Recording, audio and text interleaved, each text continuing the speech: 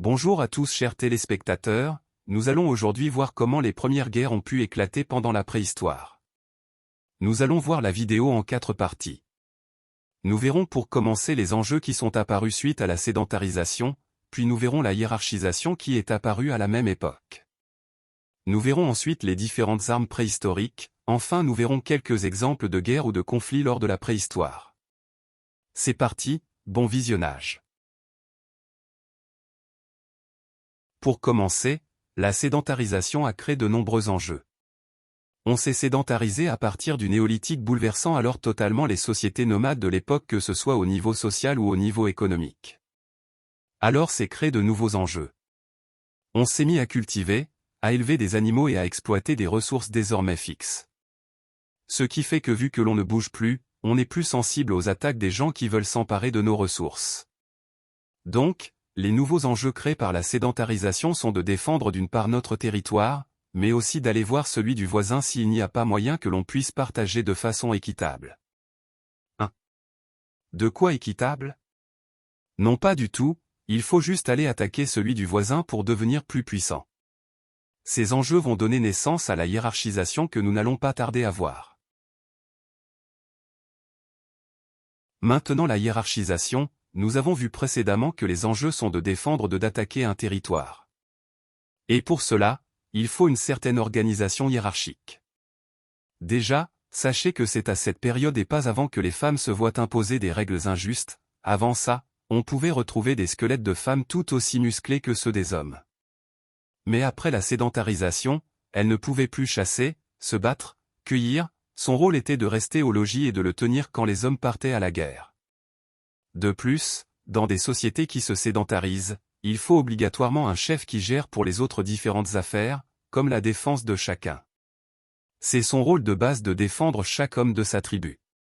En échange, les agriculteurs se devaient de le nourrir, c'était un marché, le seigneur défendait les agriculteurs face aux voisins, et les agriculteurs devaient servir le seigneur en le nourrissant. Le seigneur pouvait compter pour défendre les agriculteurs sur une armée de guerriers, qui défendaient leur terre face aux voisins qui attaquaient la terre du voisin, qui, il faut le rappeler, avait aussi une hiérarchisation semblable à la leur. Donc, je récapitule, en haut du panier, nous avons les seigneurs qui dirigeaient une armée de guerriers, et protégeaient des agriculteurs qui nourrissaient les seigneurs et les guerriers, et tout en bas, c'est triste mais nous avons les femmes qui ont perdu en droit et en liberté. À côté de ça et presque au même niveau des fois que le seigneur, les religieux, des prêtres en quelque sorte. Leur rôle est de prédire l'avenir et de diriger la société en faisant peur aux autres personnes en leur disant que s'ils font ça, il leur arrivera ceci. N'y voyez pas d'attaque envers la religion chrétienne, musulmane, ou quelconque, mais c'est un fait, les chefs religieux, depuis la préhistoire, se servent des croyances des gens pour les diriger. Le néolithique voit aussi une évolution au niveau de l'armement. Au début, il n'y avait que les frondes, les casse-têtes, les haches et les javelots. C'étaient des armes principalement destinées à la chasse. Au néolithique, on voit l'apparition de l'arc, arme aussi destinée à la chasse mais qui peut aussi servir à la guerre contre d'autres personnes. La quantité d'armement augmente également pour répondre à un besoin dû à la défense et à l'attaque de territoire.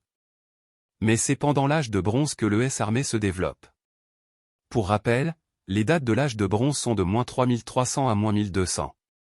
La découverte de ce métal malléable permet la fabrication de meilleures armes, plus efficaces telles que le glaive. Mais elle permet aussi la fabrication d'armes défensives telles que les armures, les boucliers.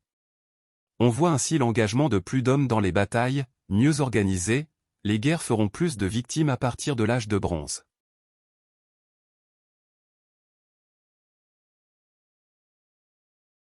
Et enfin, le moment que vous attendiez tous, les exemples de guerres ou de conflits armés.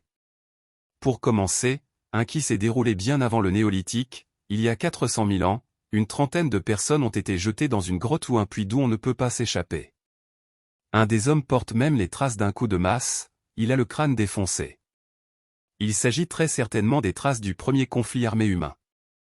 Un autre conflit armé s'est déroulé il y a 12 000 ans, au Kenya, où l'on a retrouvé un groupe de 27 squelettes de chasseurs-cueilleurs qui ont été sauvagement attaqués et tués à l'aide de massues comme le montrent certains crânes. Et puis il y a 7000 ans, la moitié d'un village d'agriculteurs a été sauvagement massacré en Allemagne. On a retrouvé des tombes collectives avec 26 squelettes d'enfants et d'adultes, certains portent des coups de massue, de couteau, de flèches. On sait même que certaines victimes ont même été torturées, battues à mort avec des traces de coups sur tout le squelette.